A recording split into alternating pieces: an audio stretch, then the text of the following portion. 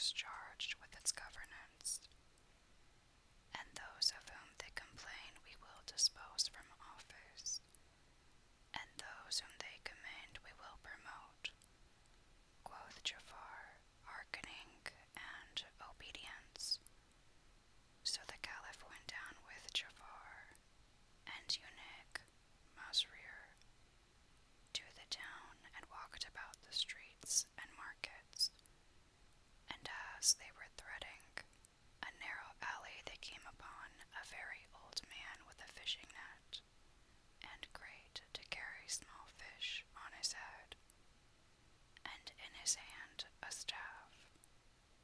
And as he walked at a leisurely pace he repeated these lines: They say me, thou shinest a light to mankind, with thy lore as the night which the moon doth uplight. I answer, a truce to your jests and your jibes. Without luck, what is learning? A poor devil wight. If they take me to pawn with my lore in my pouch, with my volumes to read and my ink case to write, for one day's provision they never could pledge me, as likely on doomsday to draw bill at sight. How poorly indeed doth it fare with the poor, with his pauper existence and beggarly plight. In summer he faileth provision to find, in winter the fire pot's his only delight. The street dogs with bite and with bark to him rise, and each receives him with bark and with bite. If he lift up his voice and complain of his wrong, none pities or heeds him however he's right.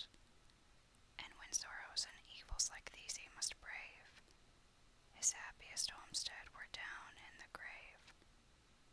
When the Caliph heard his verses, he said to Jafar, See this poor man and note his verses, for surely they point to his necessities.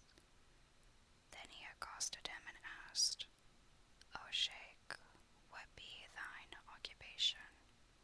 And the poor man answered, O my lord, I am a fisherman with a family to keep, and I have been out between midday and this time, and not a thing hath Allah made my portion wherewithal to feed my family.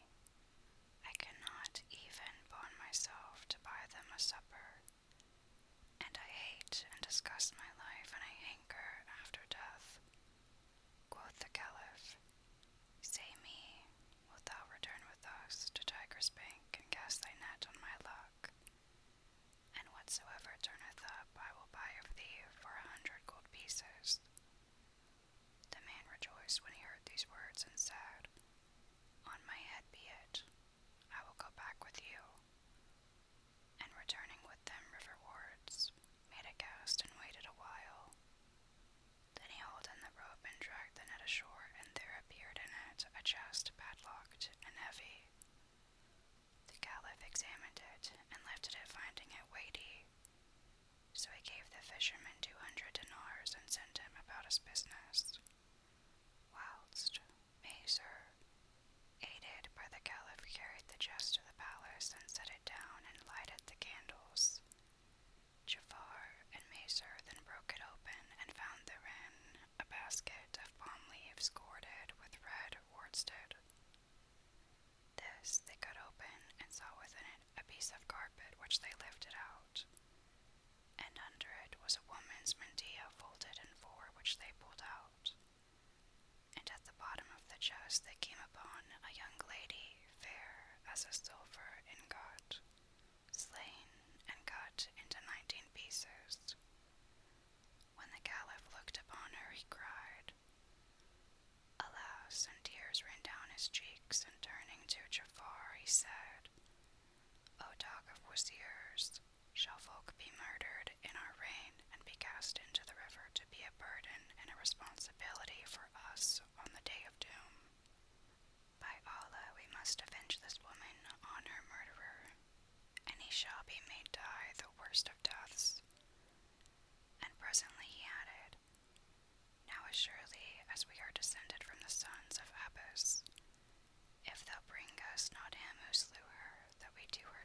justice on him. I will hang thee at the gate of my palace, thee and 40 of thy kith and kin by thy side. And the Caliph was wroth with exceeding rage. Quoth Ja'afar, Grant me 3 days' delay. And quoth the Caliph, We grant thee this. So Ja'afar went out from before him and returned to his own house full of sorrow, and saying to himself, How shall I find him who murdered this damsel, that I may bring him before the Caliph? If I bring other than the murderer, it will be laid to my charge by the Lord. In very sooth, I want not what to do. He kept to his house 3 days, and on the 4th day the Caliph sent one of the chamberlains for him, and as he came into the presence asked him, Where is the murderer of the damsel? To which answered Ja'afar, O Commander of the Faithful, am I inspector of murdered folk that I should ken who killed her? The Caliph was furious at his answer and bade him hang him before the palace gate and commanded that a crier cry through the streets of Baghdad.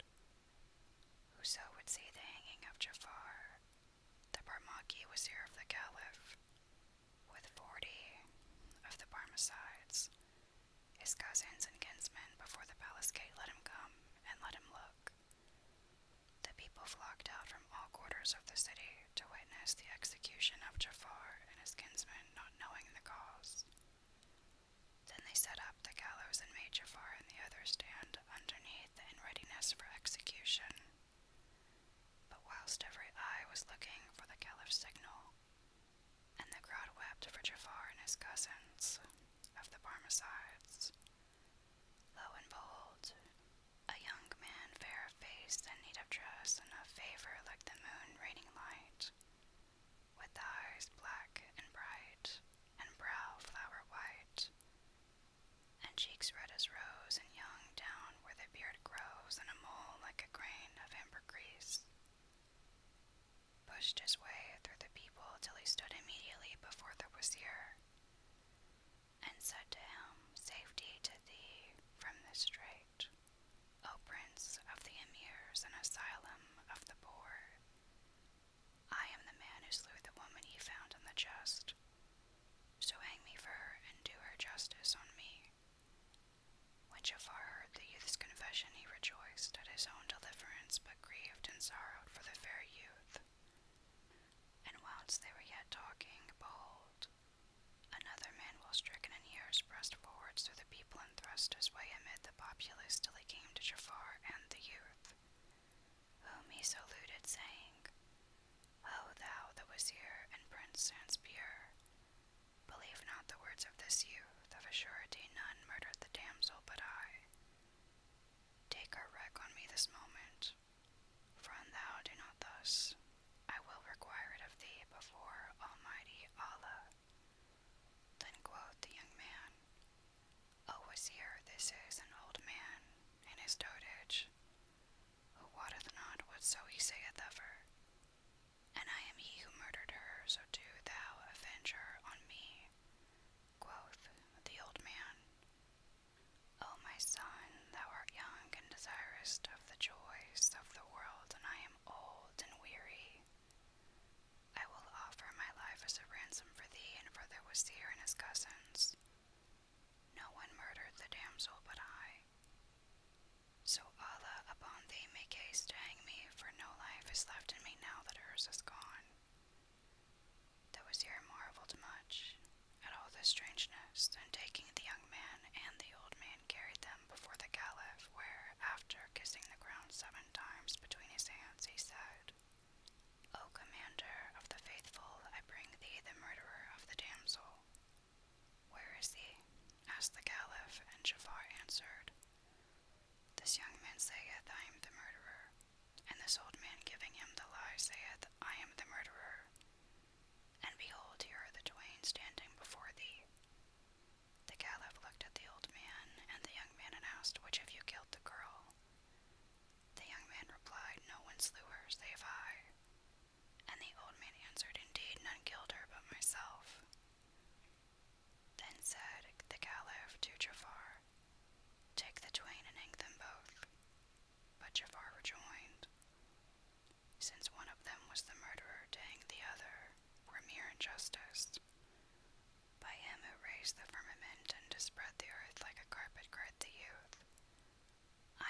slew the damsel. And then he went on to describe the manner of her murder, and the basket, the mantilla, and the bit of carpet.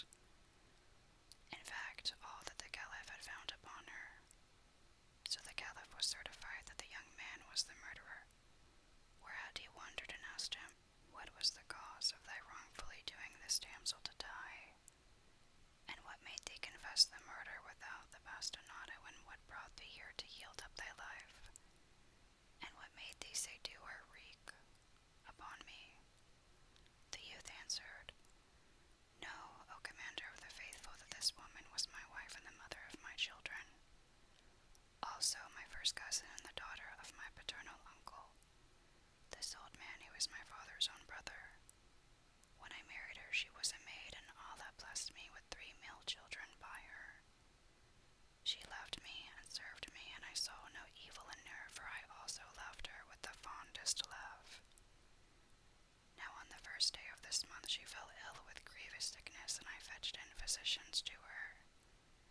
But recovery came to her little by little, and when I wished her to go to the bath, she said, There is something I long for before I go to the bath, and I long for it with an exceeding longing.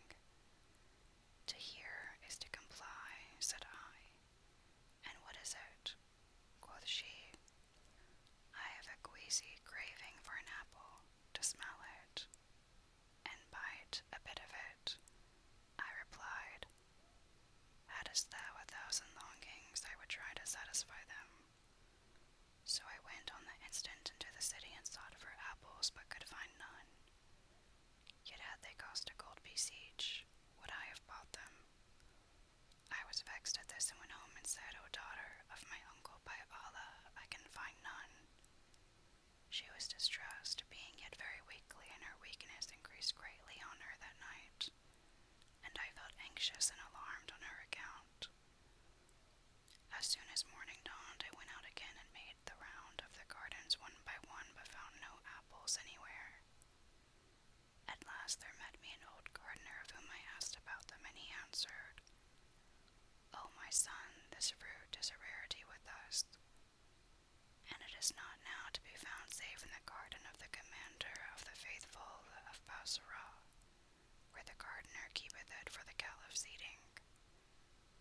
I returned to my house troubled by my ill success, and my love for my wife and my affection moved me to undertake the journey. So I got me ready and set out and traveled 15 days and nights, coming and going, and brought her 3 apples, which I bought from the gardener for 3 dinars. But when I went in to my wife and set them before her, she took no pleasure in them and let them lie by her side, for her weakness and fever had increased on her, and her malady lasted without abating 10 days, after which time she began to recover health. So I left my house and betaking me to my shop sat there buying and selling. And about midday, behold, a great ugly slave, long as a lance and broad as a bench, passed by my shop, holding in one hand one of the 3 apples wherewith he was playing. Quoth I, O my good slave, tell me whence thou tookest that apple, that I may get the like of it. He laughed and answered, I got it from my mistress, for I have been absent, and on my return I found her lying ill with 3 apples by her side.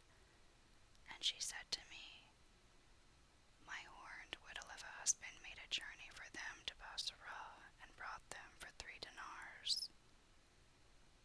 So I ate and drank with her, and took this one from her.